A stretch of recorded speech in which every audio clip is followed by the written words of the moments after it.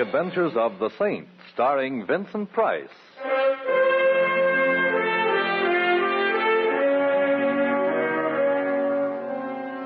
The Saint, based on characters created by Leslie Charteris and known to millions from books, magazines, and motion pictures.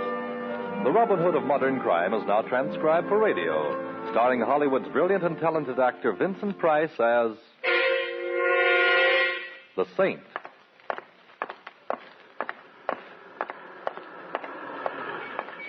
Help! Help! Come on.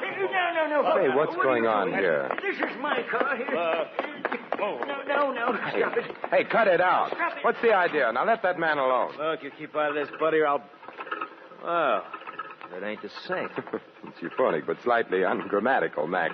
Now, what's the disturbance? They drew up alongside of my car. Him and the other fella. They said, get out. We're taking your car. Why, Mac wouldn't do a thing like that, now would you, Mac? Nah, of course not. The old man's nuts. What Mac would do if he coveted his neighbor's jalopy is slug him with a piece of lead pipe and drive off. Yeah, so good night. I get business. Now, wait, Mac. You could satisfy my curiosity a little. Why should you want to steal this gentleman's old automobile when you've got nicer, newer ones to choose from? Yes, ask him, mister. Ask him. Yeah, ask me, Saint. Go ahead. And I'm going to satisfy a little curiosity of my own. I didn't think you had any, Mac. What shape does it take? I always wondered how you'd look dead. Good night, all. Good night, Mac. Be seeing you? You let him go. Yes, he convinced me that I should for now. There's nothing like a 32 in the pocket of a known thug for winning an argument. Did you say there was another fellow with him? Yes. Run off when he heard you coming. It was the same fella tried to buy my car yesterday. Someone tried to buy this car? Oh, sure. This fella tried to buy it. And there was a woman made an offer, too. Did you mean you actually refused? I ain't selling until I find out why they want to buy it so bad. This fellow who tried to buy the car, do you know his name? No, he looked like a gentleman until... Until you found him consorting with felonious intent with our just-departed friend, eh? Tell me, was he well-dressed, an annoying little mustache placed just over the sneer he wears for a mouth? Well, yes. Say, how did you... That's easy. Our friend Mac does piecework for him. Fancy Dan Turner is his current alias. But I see you don't keep up with such things. You're going to tell the police? Later, perhaps, when there's something to tell them. Right now, I've got a great thirst that needs quenching. A thirst for knowledge. Huh? Yeah, what's your name and where do you live? Collins. 302 East 8th Street. Mm-hmm. Now, put your car in cold storage, old-timer, and take care of yourself. Something tells me this is Rat's night out.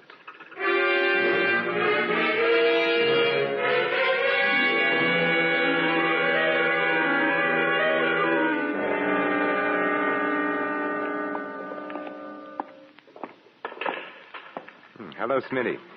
Back making book, I see. You got the wrong joint, Saint. Take a look around. I run a pool room.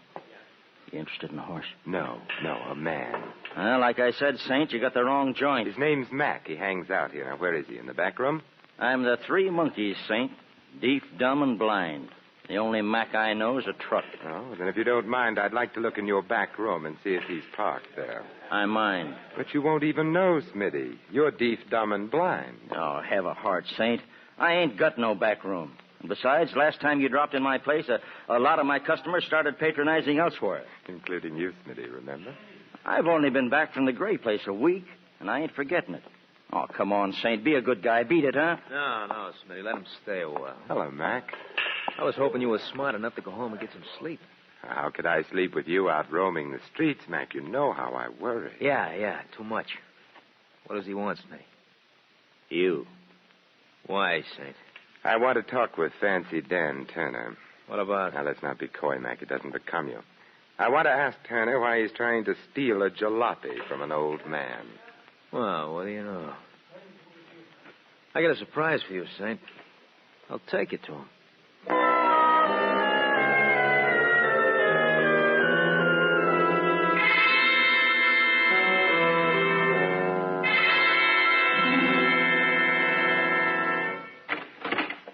The boys say you're looking for me, Saint.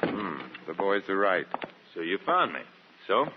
I understand you're interested in a certain old car. So what? Probably the Smiling Irishman is, too. A broken-down 1929 sedan seems a little slow for a fast man like you, Fancy Dan. Well, maybe I like to go slow enough to read the billboards when I drive. What's it to you, Saint? That depends on what it is to you, Turner. What's on the fire? You are. There's a handle with care sign on this deal, and I don't want just anybody cutting in. You're a fouler-upper. You've been stepping high and fancy-free too long, Turner. You're beginning to irritate me. The feeling's likewise, Saint. Only I got more than fingers in my fist and you haven't. That's a nice gun you're so bravely wearing, Turner. It must be a pretty big pot to change a small-time con artist like you into a fire-breathing gunman. Big potatoes, huh? Yeah, plenty big, Saint. So big I wouldn't hesitate to shoot at the slightest move. Am I clear? You couldn't be clearer if you were a day ordered by the Chamber of Commerce. Good. Now, it ain't a palace, Saint. It's just the back room of a pool parlor, but please stay and be my guest. Oh, very well, for a little while anyway. Where are the boys? Out. They're wasting their time. Collins won't sell his old wreck. Some old men are stubborn.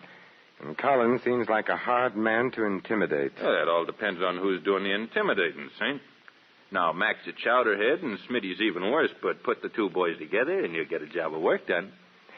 Dan, I've adopted old man Collins as a friend. Ah, how big are you? Yes. And you know how I feel about people who push other people around, Turner? Especially when the guy getting the shoving is a friend. You know, if I had a glass of beer, I'd cry into it. Sit back and relax, Saint. The boys will be back with what they want after soon enough, and maybe then I'll let you go home. You mean they're coming back with a car? Well, maybe not the whole car. Sit back and relax. Hey, relax. Hey, what are you doing? Sitting back with my chair to the wall, Turner. You want me to relax, don't you? Yeah, Hey, let go of that cue stick. As my old grandmother used to say, Turner, there's nothing as relaxing as a game of pool. Particularly with a hoodlum's head as the cue ball.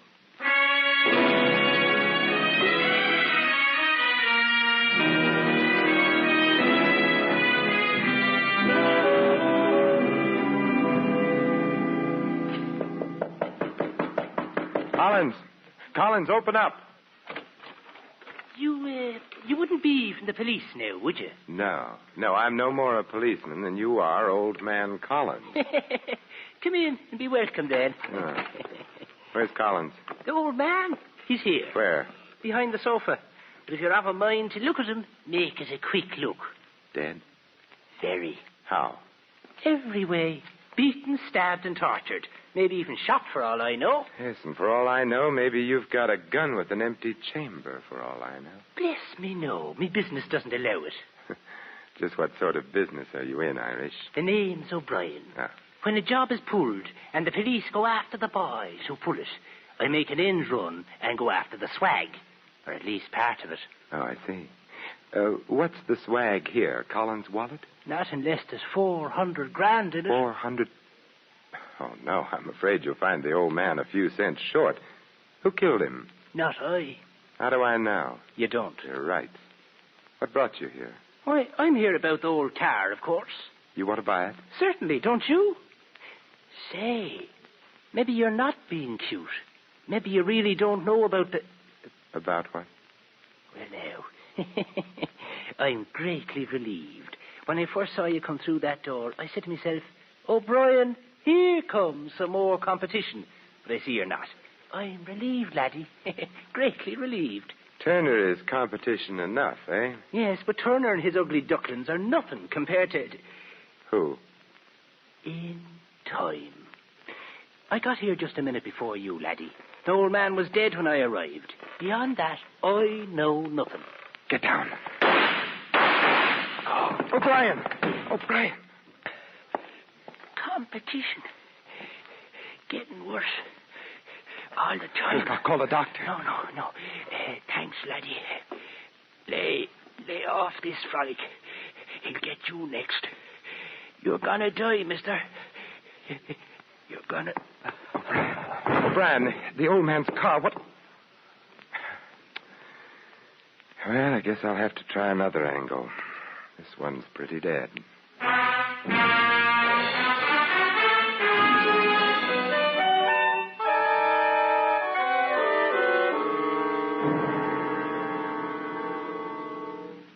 I awakened Mr. Ritchie as you requested, Mr. Templar. He'll be right down. Oh, thank you. I hope the fire isn't too serious, Well, sir. it's serious enough to awaken Mr. Ritchie. Oh, here he is now, sir. Well, which plant is the fire in? Who's responsible? How big is the damage? Oh, the fire isn't in any plant, Mr. Ritchie. What's that? Then where? It's inside of me. I'm burning up, and I need your help. How dare you sneak your way in here 3 o'clock in the morning by telling me there's a fire? Look here, who are you? Simon Templar. Oh, yes, the Saint. I've heard of you. If you have business with me, Mr. Templar, I suggest you phone my secretary for an appointment. Meanwhile, there's no subject on earth can keep me from going back to bed. Not even the subject of $400,000, Mr. Ritchie? What do you know about it? Nothing other than that it was stolen from you, Mr. Ritchie. That happened 7 years ago. The criminal, John Quayle, was caught, tried, and convicted. Now, if you'll pardon me... Quayle worked for you, I believe. He was my head accountant. And the money was never found? No. Quayle drew 20 years in the penitentiary. He never revealed where the money was hidden. Until the day he died. Died? Yes. 2 weeks ago in prison. And now, Mr. Templar, if you don't mind, I need my rest. I won't detain you much longer, Mr. Ritchie. Just 1 or 2 more questions. Well? Did Quayle have a wife? Yes, he did. If he knew he were dying in prison, it's quite possible he made an attempt to get word to her, to tell her where the money was hidden. He may have made the attempt, but he couldn't possibly have succeeded. He was too closely watched. Oh. After all, $400,000 is a lot of money. A lot of money. Yes, you could almost buy a second-hand car with it. If I hadn't been fully covered by insurance, my firm would have gone under in the face of a loss that large. And now, Mr. Templar, if I might ask a question. Certainly. Why this sudden urgency, this 3 o'clock in the morning business? An old man was tortured to death. Then a fellow named O'Brien, who came calling on the old man, was shot to death. But before he was killed, O'Brien told me he was tracking down $400,000 that had been stolen. Oh, I see. Yeah, and some checking back over how many people have ever had that amount stolen from them. Led you to me. Yes. I wonder what I've led you to, Mr. Templar. I wonder, Mr. Ritchie. I wonder.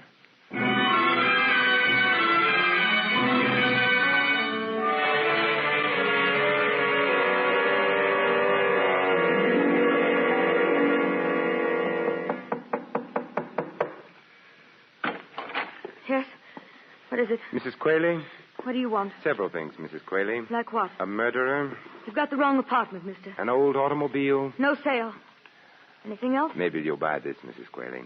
Collins was murdered a little while ago. Collins? Oh, the old man. Why? Someone wanted his car. Someone who evidently couldn't wait any longer for the newer models. So? So I saw Collins' car in your garage, Mrs. Quayle. Maybe you better come in after all, mister. But come in careful. Careful enough? Keep those hands high. Yeah. I don't like you, mister. You're nailing together a frame and you're trying to put my picture into it. Collins sold me that car. When? Tonight. I could have bought a Cadillac for cheaper, mister, but I wasn't in any position to haggle. Yes, I know. What do you know? That's what I want to find out. I know that Collins' car as a car is worth about $20, but as something else, it's worth in the neighborhood of $400,000. And you know that's an awfully nice neighborhood. Nice and exclusive. Chiselers aren't invited to move in. I've been gathering that impression all evening. Well, what have we here? You name it. An acetylene torch, welder's mask, a few chisels, a hammer, steel wire. Either you've gone to work for Henry Kaiser, or the hand that customarily rocks the cradle is going in for rocking a safe. I had to go into a hardware store to make a phone call, and I just couldn't leave without buying a few things. How fortunate you didn't make your call in an establishment that sells steamrollers. I see you have a set of license plates. You see too much. From Collins Jalopy, aren't they? These license plates. So that's how Quayle smuggled out his message. You're getting awfully close to a bullet in your head, mister. Give me those plates. Shh, there's someone at the door. Stay where you are. I'll see who it is. Better not take the license plates with you. Yes? Oh! Mrs. Quayle! Oh! Mrs. The devil. He got the plates. Yes, he got them. Don't let him. Oh, catch him there. Where? Where Johnny worked. Shaft. Top. Before 6. Mrs. Quayle. Collins, O'Brien, and now I have 3 reasons for wanting to meet a certain party.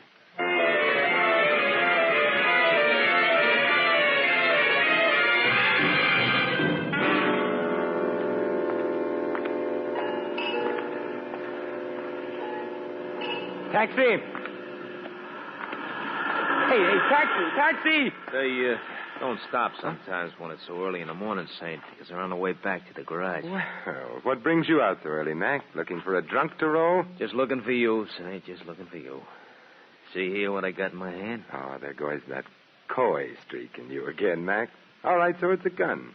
Well, what does it want me to do? Come, go, turned handsprings, quote Shelley, play the bassoon? You have to speak for it, Mac. Very funny. Look out, it shouldn't speak for itself, Saint. I and the gun warn you should get in that there car. You have a most persuasive way of offering a fellow a lift, Mac. Yeah, a lift. Right now, it's a lift. Later on, it may grow into a ride. Come on. Where are we going, Mac? Back to our little gray home in the rear of the pool room, Saint. Fancy Dan Turner wants he should thank you for showing him a new trick. Oh, it really isn't necessary. He feels like it is, Saint. He feels like it is. He's got a couple of tricks he wants to show you. Sounds like fun. Oh, on into the car, Jim. Turner's waiting. He's got very little patience.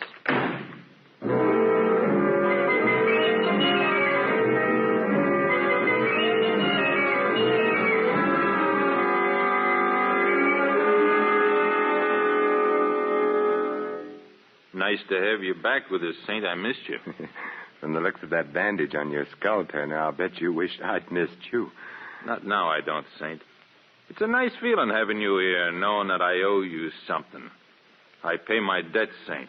I pay off. Yes, I know. O'Brien was paid off. So was Mrs. Qualey. Paid off with lead checks. They're dead? Oh, now save that innocent expression for the jury, Turner. You'll need everything you've got. Well, when were they killed, Saint? Okay, I'll stooge for you. They were killed an hour or two after I so abruptly left you before.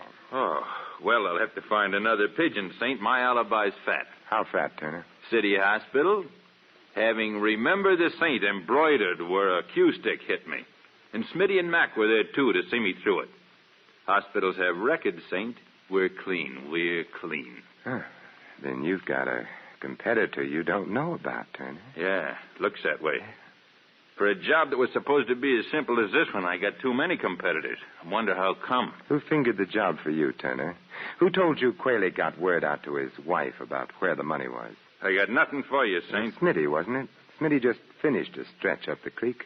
My guess is he ran into Qualey, maybe shared a cell with him. No. It was in the jail hospital they met. Smitty worked there. Qualey was dying off his nut.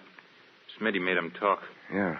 And Smitty, not being mentally suited for solo work, spilled the pitch to you, Turner, for a price, of course, for money on the line. Yeah, 10 G's to buy in on a 400,000 job. But what are you driving at? What are you picking Smitty's bones for? I was just wondering, Turner, how much O'Brien paid Smitty for his slice of this exclusive information, and how much your other competitors shelled out.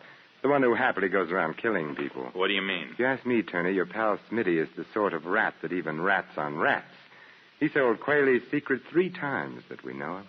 Hey, thanks for handicapping it for me, Saint. If you're really grateful, Turner, you can return the favor by telling me what time is it. It's 5:15 in the morning, Saint, but you ain't going nowhere. I have a date to keep before 6, Turner, with your competitor. Yeah, Saint, that's what you think. Maybe not, Turner. What do you say we play a little pool while we're waiting for the boys? Get away from that pool table. I ain't playing any games with you, Saint. Well, maybe pool was the wrong game. How about a game of pitch and catch? What? Yeah, I pitch like this. Oh! And you catch it like that. Hate to leave you all by yourself there in the side pocket, but like I said, I have a date to keep.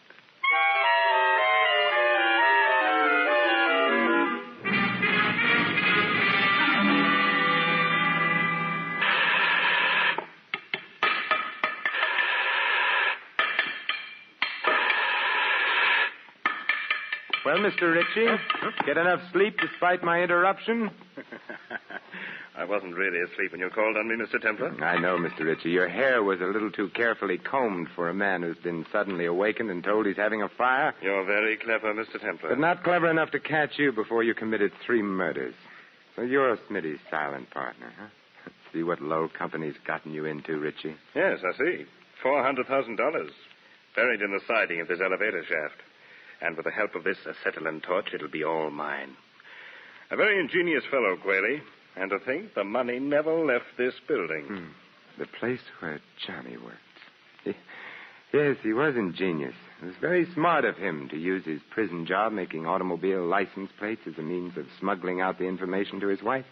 How did he do it, Richie? Very simple, Templar. There's an extra piece of thin metal in this particular plate, forming a sort of pocket. And inside the pocket, a note on cigarette paper telling poor Mrs. Quayle how to get the money. Of course, once he managed to tell her the number of the license plate, well, the rest was easy, wasn't it? Yes. All poor Mrs. Quayle had to do was ask the Motor Vehicle Bureau to whom the plate was assigned. Mr. Collins, in this instance. Poor old fellow. Mr. Templar, would you mind joining me here in the shaft, please? Yes, right on top of the elevator. I'd like to keep an eye on you while I finish burning out this metal partition. You see, I've only until 6 o'clock when this elevator is switched on downstairs. Oh, well, Come, in the shaft, please. Well, really, I have a gun, Mr. Templar. Oh, well, that makes it official, then. There we are. Careful, Mr. Templar. I wouldn't want anything to happen to you. Anything accidental, that is. You know, it's funny. I've known you such a short time, and I have exactly the same sentiments towards you. I've never been astride the top of an elevator before, Richie. And we're right near the top of the shaft. Yes. I don't mean to worry you, Templar, but when this elevator power turns on in a few minutes, it will rise to the top before it descends. How's your treasure hunt coming, Richie? Almost finished. One last strip of metal to cut away, and the partition will come off. Then we'll decide your fate, Mr. Templar. Your future. Here goes. A last blow.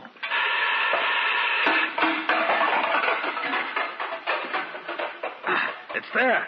It's there. I see it. $400,000 in currency, Templar. Think of it. Think of it. You think of it, Richie, and also think of how much blood was spilled on it. Preaching, Templar? You? I never thought. What's that? The elevator, Richie. Maybe it came to work a little early today. My money. My money. Come on, Richie. Come on, get off. No, there's still some money left here. I want it. I want it all. All. Come on. We've got to get off. Jump, Richie, jump. No, my money. I must save the money. Richie, you fool. All right, I got it.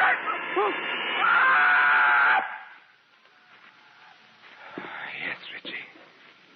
You saved your money, and you saved the state some money, too. I'm sure you didn't plan on saving the cost of your execution.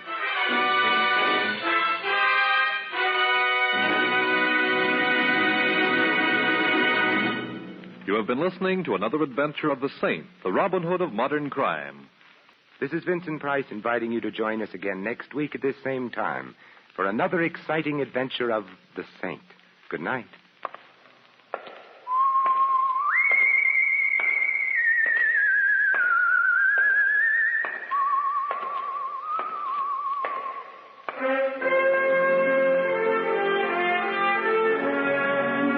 Tonight's script of The Saint was written by Michael Cramoy. Our cast included Laureen Tuttle, Barney Phillips, Tony Barrett, Fred Howard, and Dan O'Herlihy. The music was composed and conducted by Harry Zimmerman. The Saint is a James L. Safier production and was transcribed and directed by Thomas A. McAbiddy. All you Saint fans will be glad to know that the Saint comic books are on sale at all newsstands. Your announcer, Merrill Ross. This is the Mutual Broadcasting System.